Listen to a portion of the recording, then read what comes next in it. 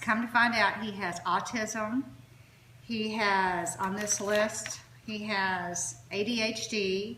He was born with an ASD, which is a small hole in the heart.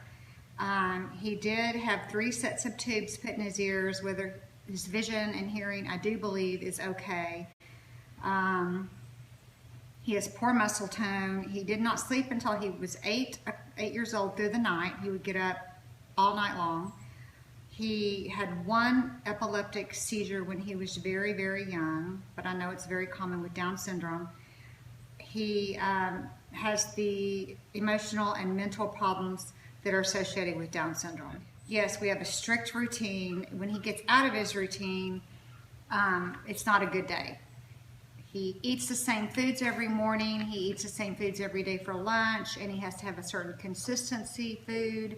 He goes to bed at the same time. He puts on his PJs at the same time, and a lot of this is from his autism as well, but a lot of Down syndrome children have to have a routine also.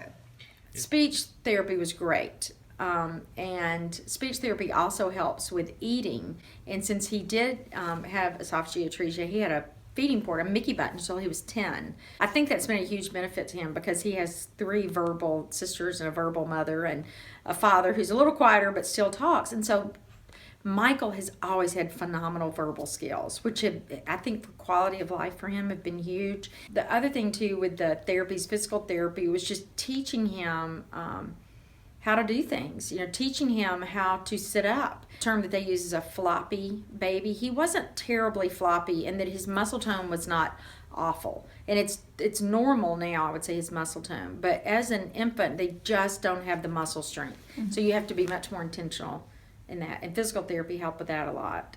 Then we did something else, lots of sensory input for him. So we would do things like sitting in a box of beans. A huge tub of beans just for the sensory input. We did body brushing and joint compressions.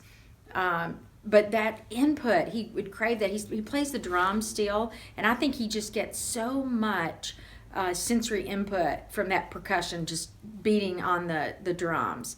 And so he likes that a lot too, and I think that's been a good therapy for him.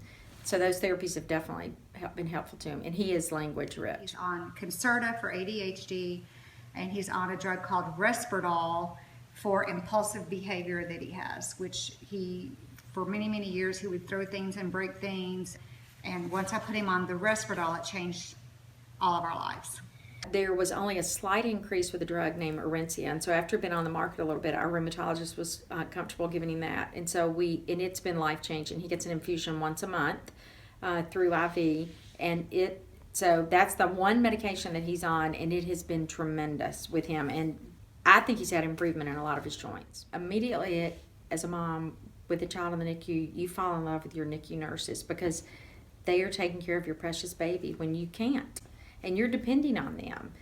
And so I just loved those nurses. And then because we had so many hospitalizations, just the compassion of nurses and the tender care that they gave Michael, they made the hospital an inviting place for Michael. And so he still loves going to Vanderbilt Children's Hospital. He would wear a little doctor's coat to the hospital. He knew all his nurses by name. They know him. And they look forward to being with him. And so he would wake up in recovery to a smiling nurse. He would be getting some very uncomfortable treatment by a sweet and compassionate nurse. And so I can't overstate how important nurses have been in his life. I will say to nursing students, if and when a mother is born with a child with Down syndrome, don't feel sorry for her, don't pity her. And this is their child, and this is, they need to be congratulated and just say, yes, this child will have learning disabilities and developmental disabilities, but they're still a perfect child in God's eyes, and they're still a blessing to that family. And just tell them that family will be blessed in more ways than they could ever imagine.